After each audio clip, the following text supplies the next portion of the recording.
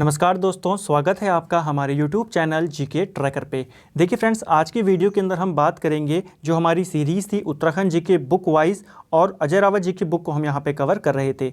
आज की वीडियो में हम कुछ इंपॉर्टेंट वन लाइनर को देखेंगे इसी किताब से, जो कि हमारे एग्जाम के लिए काफ़ी इंपॉर्टेंट है। तो चलिए वीडियो को स्टार्ट करते हैं। ये हमारा आज 7वां भाग है। अगर आपने अभी तक जो प्रीवियस पार्ट हैं इस सीरीज़ के उनको नहीं देखा है तो प्लेलिस्ट में जाके आप उनको ज़रूर देखें। चलिए फ्रेंड्स, वीडियो शुरू करते हैं। आज का हमारा पहला प्रश्न है, कुमाऊं प्रभाग को इलाहाबाद हाईकोर्ट के न्यायाधिकार क्षेत्र में कब लाया गया। इंपॉर्टेंट क्वेश्चन है क्योंकि ईयर पूछे जाते हैं। तो कुमाऊं कमिश्नरी को इलाहाबाद के न्यायाधिकार क्षेत्र में लाया गया 1926 के अंदर। ठीक है। दूसरा प्रश्न है, सरकार की तरफ से कुमाऊनी रीति रिवाजों को सरलीकृत कर समझने हेतु किसकी नियुक्ति की गई थी। देखिए, उस समय जो ब्रिटिश सरकार थी उन्होंने पन्नालाल की नियुक्ति करी वर्ष 1919 में, ताकि वो जो कुमाऊं के जो स्थानीय रीति रिवाज थे उस समय उनको समझा सके सरकार को, ताकि सरकार को जो भी वो कानून बनाना चाहते हैं उनके अकॉर्डिंग बना सके। तो आपको याद रखना है किसकी नियुक्ति की गई थी, पन्नालाल 1919 के अंदर। ठीक है। अगला प्रश्न है, पुस्तक खस परिवार कानून, यह किताब किसकी है। तो इंपॉर्टेंट किताब है खस परिवार कानून। ये लिखी है डॉक्टर LD जोशी ने। 1929 में यह किताब प्रकाशित हुई थी और इस किताब के अंदर जो हिंदू रीति रिवाज हैं और जो खस रीति रिवाज है उनके बारे में बताया गया है। ये आपको याद रखना है। तो इंपॉर्टेंट किताब है, बस आपको उसके लेखक का नाम और जो ईयर है प्रकाशन का वो याद रखना है। एक और चीज़, इसके अंदर आपको यह बताया गया है कि जो उस समय खस रीति रिवाज थे, खसों के अंदर ढाटी शब्द किसके लिए प्रयोग होता है, तो प्रश्न बन सकता है, इसीलिए मैंने इसको यहाँ पे लिया है। तो खसों में ढाटी शब्द प्रयोग होता है पुनर्विवाहित महिला के लिए, यानी कि वह महिला जिसका पहले विवाह हो चुका है उसके लिए ढाटी शब्द का प्रयोग होता है। ठीक है। अगला प्रश्न है, गोलू देवता को किस भगवान का अवतार माना जाता है। तो देखिए, गोलू देवता जिनको न्याय का देवता माना जाता है और उत्तराखंड के अंदर सर्वाधिक पूजे जाने वाले लोक देवता हैं। तो अगर आपको प्रश्न बने उत्तराखंड में सर्वाधिक पूजे जाने वाले लोक देवता कौन है, तो वो हैं गोलू देवता, और ये माने जाते हैं भगवान शिव के अवतार इनको माना जाता है। भगवान शिव या गौर भैरव का अवतार इन्हें माना जाता है। ठीक है। इनके अगर हम पिता की बात करें तो पिता का नाम है इनका हालराय और माता का नाम है कालिका। देखिए, कहीं कहीं पर इनके पिता का नाम झालराय भी दे रखा है, लेकिन यहाँ पर इनके दादाजी का नाम है झालराय और पिता का नाम हालराय। तो आप इस क्रम को याद रखें। इनका जब जन्म हुआ तो कुछ कहानी थी, उसके पीछे नहीं जाएंगे अभी क्योंकि षड्यंत्र कुछ हो गए थे उस समय। तो इनको एक बास्केट के अंदर बंद करके, टोकरी में बंद करके गोरी नदी में फेंक दिया गया था। ठीक है। जिस कारण इनका नाम गोरिया पड़ा। ठीक है। और यही बाद में फिर गोरला बना और फिर बाद में गोला बना। ठीक है। वहीं से तो यहीं से नाम चेंज हुआ इनका, गोरी नदी में इनको फेंका गया था। आप केवल नदी याद रखें। इसके अलावा इन्हें न्याय के देवता के रूप में पूजा जाता है और उत्तराखंड में सर्वाधिक पूजे जाने वाले लोक देवता हैं। ये बाद में चंदों के सेनापति भी रहे। ठीक है। ये भी आपको याद रखना है, चंदों के सेनापति भी ये रहे थे। अगला है, गंगनाथ देवता किसके पुत्र थे। तो देखिए, गंगनाथ देवता भी उत्तराखंड के अंदर एक प्रसिद्ध यहाँ पे देवता हैं और ये पुत्र थे उदय चंद्र के। नेपाल के राजा थे उदय चंद्र और ये उनके पुत्र थे गंगनाथ। बाद में हालांकि ये कुमाऊं में आ गए थे और इनको दलितों का देवता के रूप में माना जाता है। ये भी आपको याद रखना है, दलितों के देवता के रूप में इनकी पूजा की जाती है और विशेषकर अल्मोड़ा जनपद के अंदर इनकी पूजा की जाती है। हालांकि पूरे कुमाऊं में ही की जाती है, लेकिन विशेषकर अल्मोड़ा के अंदर। ठीक है। अगला है, उत्तराखंड में आलू की खेती किसने शुरू करी थी। देखिए, उत्तराखंड के अंदर आलू की खेती शुरू करी थी मेजर यंग ने 1823 में। देहरादून की साइड इन्होंने यह खेती शुरू करी थी। मेजर यंग ने करी 1823 में देहरादून के अंदर। ठीक है। और अगर पूछेगा विदेशी आलू की खेती किसने शुरू करी, तो ये शुरू करी हैरी बजर ने 1864 के अंदर। ठीक है। और कहाँ पर करी इन्होंने, तो ये इन्होंने करी नैनीताल की साइड। तो दोनों बातें आपको याद रखनी है। आलू की खेती शुरू सबसे पहले किसने करी, मेजर यंग 1823 देहरादून, और विदेशी आलू पूछेगा तो हैरी बर्जर 1864 नैनीताल। ठीक है।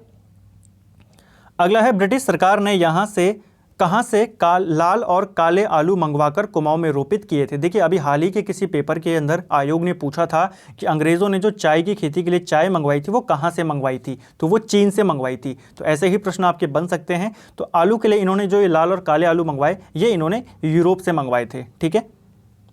अगला है, कुमाऊं गवर्नमेंट गार्डन की स्थापना कब की। देखिए, जो कुमाऊं गवर्नमेंट गार्डन है इसकी स्थापना 1909 में की गई थी। ज्वालीकोट के अंदर इसकी स्थापना की गई और इसका जो कार्यभार सौंपा गया सबसे पहले ये मिला था नॉर्मन गिल को। ठीक है, नॉर्मन गिल को मिला। इसने ही नैनीताली आलू को जो प्रसिद्ध किया था। तो आपको प्रश्न बन सकता है, आलू की जो नैनीताली आलू है इसको प्रसिद्ध करने का श्रेय किसको दिया जाता है? नॉर्मन गिल को दिया जाता है। और आज भी जो भारत का जो मैदानी क्षेत्र है, उत्तराखंड के जो मैदानी क्षेत्र हैं जहां यहां से बाहर जाता है आलू, वहां पर इसे नैनीताली आलू ही कहा जाता है। यानी कि मैदानी भागों में यहाँ के आलू को आज भी नैनीताली आलू कहा जाता है। बिहार में भी जो पहाड़ी आलू है उसे नैनीताल का आलू कहा जाता है। ठीक है, 1909 में Norman Gill Kumaon government garden के यहाँ पे पहले इनको कार्यभार सौंपा गया, यानी कि आप बोल सकते हो अध्यक्ष बनाए गए। और नॉर्मन गिल जो थे ये 1922 में इंग्लैंड वापस चले गए। तो प्रश्न बन सकता है, नॉर्मन गिल किस वर्ष वापस इंग्लैंड गए? 1922 में गए। और जाते जाते पूरा जो कार्यभार था इनका, जो इनका संग्रहालय इन्होंने यहाँ पर एक बनाया था, वो दे के चले गए थे ये रामलाल शाह को। इनके नीचे एक काम करते थे क्लर्क, इनको ये देकर चले गए थे। ठीक है, 1922 में इंग्लैंड गए और इनकी मृत्यु 1924 में हो गई।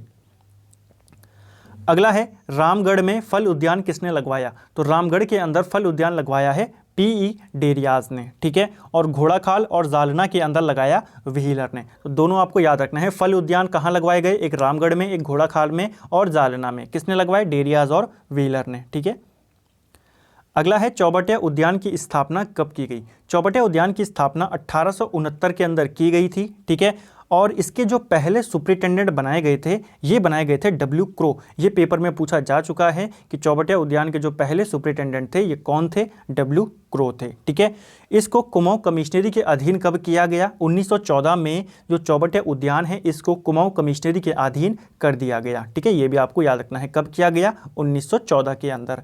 और 1932 के अंदर इसी में हिल फ्रूट रिसर्च स्टेशन की स्थापना की गई। तो चौबटिया उद्यान के अंदर हिल फ्रूट रिसर्च स्टेशन की स्थापना कब की गई? 1932 के अंदर यहाँ पे ये स्थापना की गई। ठीक है, अगला है, स्ट्रॉबेरी की उन्नत किस्में कहाँ से मंगवाई गई? जैसे हमने ऊपर बात करी आलू कहाँ से मंगवाया गया? यूरोप से। इसी प्रकार स्ट्रॉबेरी मंगवाई गई इंग्लैंड से, जैतून ये फ्रांस से मंगवाया गया, और जो केसर था यहाँ हॉलैंड यानी कि जो आज का नीदरलैंड है वहाँ से मंगाया गया, क्योंकि नीदरलैंड को ही पहले हॉलैंड कहा जाता था। ठीक है, तो आपको याद रखना है कौन सी चीज़ कहाँ से मंगाई गई है, क्योंकि आयोग एक प्रश्न ऐसा पूछ चुका है। तो स्ट्रॉबेरी इंग्लैंड से, जैतून फ्रांस से, केसर हॉलैंड या नीदरलैंड से। ठीक है, चलें, अगला है, भवाली में पोटैटो रिसर्च स्टेशन की स्थापना कब हुई? तो भवाली के अंदर, भवाली नैनीताल के अंदर है और पोटैटो रिसर्च स्टेशन यहाँ पर स्थापित किया गया वर्ष 1943 के अंदर। ठीक है, कब स्थापित किया? 1943 में। अगला है, अल्मोड़ा में विवेकानंद कृषि अनुसंधान संस्थान की स्थापना कब की गई? देखिए क्वेश्चन को ध्यान से पढ़ें आप, जल्दबाजी में गलत हो जाता है। अल्मोड़ा के अंदर पूछा जा रहा है, तो अल्मोड़ा में जो विवेकानंद कृषि अनुसंधान संस्थान है इसे 1936 में लाया गया था बोसी सेन के द्वारा। शुरुआत में इसकी स्थापना कहाँ की गई थी? बोसी सेन ने इसकी स्थापना 1924 में करी थी कोलकाता के अंदर, लेकिन अल्मोड़ा इसे कब लाया गया? 1936 के अंदर। ठीक है, अगला है, चाय कमेटी का गठन कब किया गया? देखिए चाय के इतिहास को भी हमको यहाँ पे जानना होगा कि चाय की खेती कब से शुरू हुई, किसने पहले प्रस्ताव रखे और व्यापक स्तर पर इसकी खेती कब से शुरू हुई।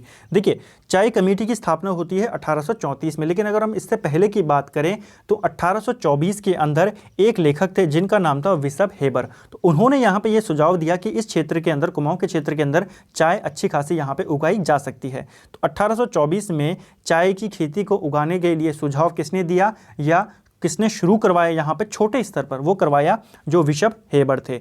उसके बाद 1827 में डॉक्टर रायले यहाँ पर आए, उन्होंने अपनी रिपोर्ट यहाँ से दी सरकार को। 1831 में विलियम ट्रेल जो उस समय कुमाऊं कमिश्नर थे, इन्होंने भारत के जो उस समय गवर्नर जनरल थे विलियम बेंटिक, उनको बोला, और 1834 में फिर विलियम बेंटिक ने चाय कमेटी का गठन किया। तो आपको याद रखना है चाय कमेटी का गठन कब हुआ? 1834 में।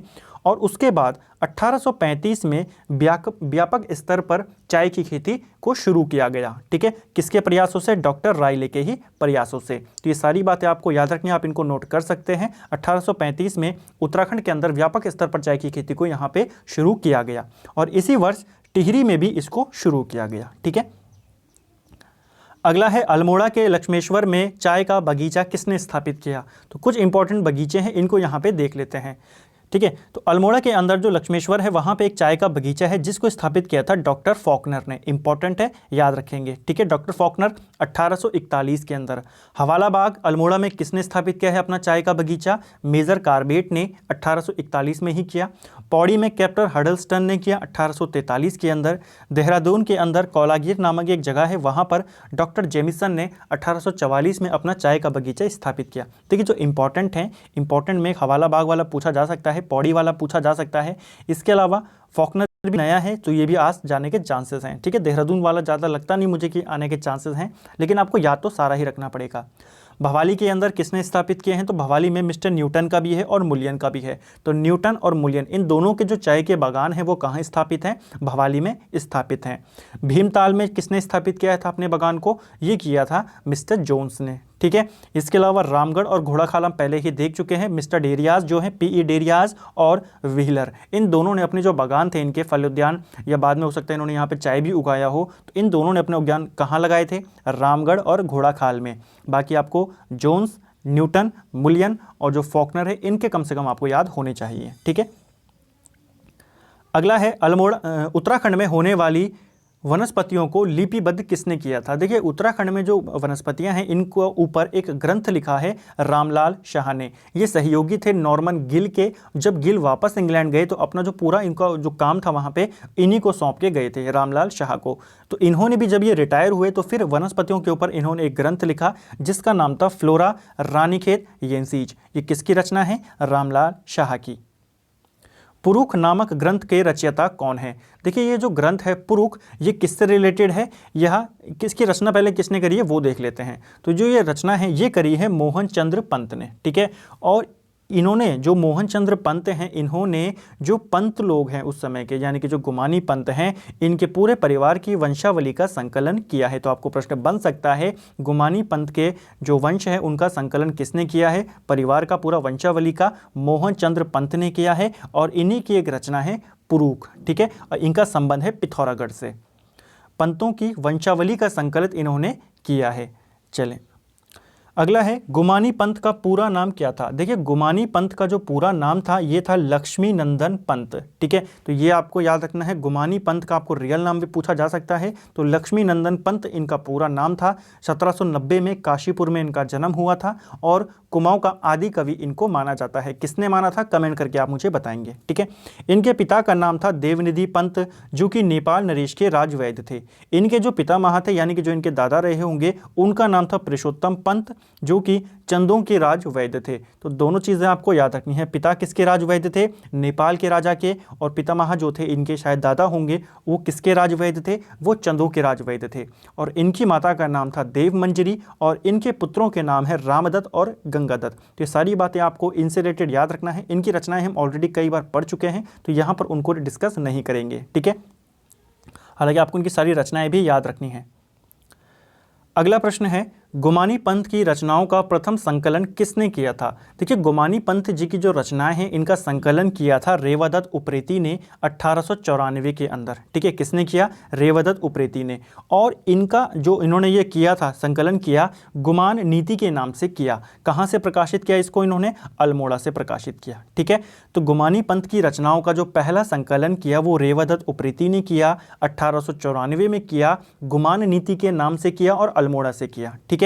और जो इनकी रचनाओं का दूसरा संकलन था वो देवीदत्त पांडे ने किया 1897 के अंदर, ठीक है। तो दोनों बातें आपको याद रखनी है। पहला किसने किया है? रेवादत्त उप्रेती। और जो दूसरा किया है वो किया है देवीदत्त पांडे ने, ठीक है। तो ये दोनों बातें आपको याद रखनी है। चलें और इन्होंने किस नाम से किया है? इन्होंने गुमान कवि रचित संस्कृत एवं भाषा काव्य के नाम से इन्होंने किया है, ठीक है। चलें अगला है गुमानी पंत के अब तक उपलब्ध साहित्य का प्रकाशन किसने करवाया? तो गुमानी पंत के जो अभी तक उपलब्ध हैं सभी साहित्य उनका प्रकाशन करवाया कैलाश चंद्र लोहानी ने जो कि 1997 में करवाया और नाम रखा गुमानी ग्रंथावली। तो आपको सीधा इनकी रचना का नाम भी पूछा जा सकता है कि गुमानी ग्रंथावली किसकी रचना है? कैलाश चंद्र लोहानी की है। 1997 में इन्होंने इसको प्रकाशित करवाया था, ठीक है। इसके अलावा अगर हम गुमानी पंत की और रचनाओं के बारे में बात करें तो जो फेमस रचना है वो आपको याद रखनी है, जैसे कि इनकी राम नाम पंचशिखा है एक, ठीक है, राम महिमा है और बहुत सारी इनकी रचनाएं हैं, ठीक है, वो सारी आपको याद रखनी है। ज्ञान भैष्य जो मंजरी, ये काफ़ी इंपॉर्टेंट है, राम महिमा ये भी इंपॉर्टेंट है, तो आपको इनकी रचनाओं को तो याद रखना ही है और इनसे रिलेटेड जो एक्स्ट्रा बातें हैं, इनके पिता का नाम, माता का नाम, इनके बेटों का नाम, वो भी आपको पता होना चाहिए, ठीक है। चलें, और एक और चीज़, गुमानी पंथ जो थे ये पहले काशीपुर के जो नरेश थे गुमान सिंह उनके दरबार में थे और बाद में ये सुदर्शन शाह के दरबार में थे, ठीक है, तो दोनों बातें याद रखनी है। अगला है गौरीदत्त पांडे, जिनका उपनाम है गौरदा, के पिता का नाम क्या था? तो गौरीदत्त पांडे के पिता का नाम था जमुनादत्त पांडे और ये पेशे से एक वैद्य थे, ठीक है।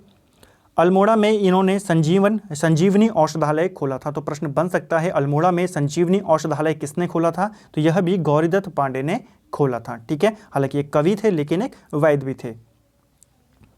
अगला है किस वैद्य का उपनाम कविराज था? तो देखिए कविराज के नाम से जाने जाते हैं रामदत्त पंत, इंपॉर्टेंट है और रानीखेत से ये संबंधित हैं, ठीक है। नैनीताल और हल्द्वानी में कैलाश आयुर्वेदिक औषधालयों की स्थापना किसने की थी? तो नैनीताल के अंदर 1925 में, हल्द्वानी के अंदर 1926 में जो कैलाश आयुर्वेदिक औषधालय है इसकी स्थापना वैद्य शितावर पंत ने करी थी, ठीक है, इंपॉर्टेंट क्वेश्चन है। अगला है माधवानंद लोहानी द्वारा हल्द्वानी में दवाखाने की स्थापना कब की गई? तो माधवानंद लोहानी ने हल्द्वानी के अंदर जो दवाखाना स्थापित किया, माधव औषधालय के नाम से स्थापित किया 1954 के अंदर, ठीक है। और अंतिम प्रश्न है आज का, गोपेश्वर में जड़ी बूटी शोध एवं विकास संस्थान की स्थापना कब की गई? तो गोपेश्वर में स्थित है जड़ी बूटी एवं जो हमारा शोध विकास संस्थान है और इसकी स्थापना 1989 के अंदर की गई थी। तो फ्रेंड्स ये थे हमारे उत्तराखंड जो हमारी बुक सीरीज़ है उसके कुछ इंपॉर्टेंट वन लाइनर्स से, बीच में कुछ वन लाइनर्स रह गए थे कुछ क्वेश्चन, इसीलिए मैंने इस वीडियो के अंदर उन सभी को कवर करने की कोशिश करी। तो उम्मीद करता हूँ आपको वीडियो अच्छी लगी होगी। वीडियो पसंद आता है वीडियो को लाइक करें, शेयर करें, चैनल पर नए हैं तो सब्सक्राइब करें, बेल आइकन को ज़रूर प्रेस करें ताकि आपको जो भी वीडियो अपलोड होती है उसका नोटिफिकेशन मिल सके। Thank you friends.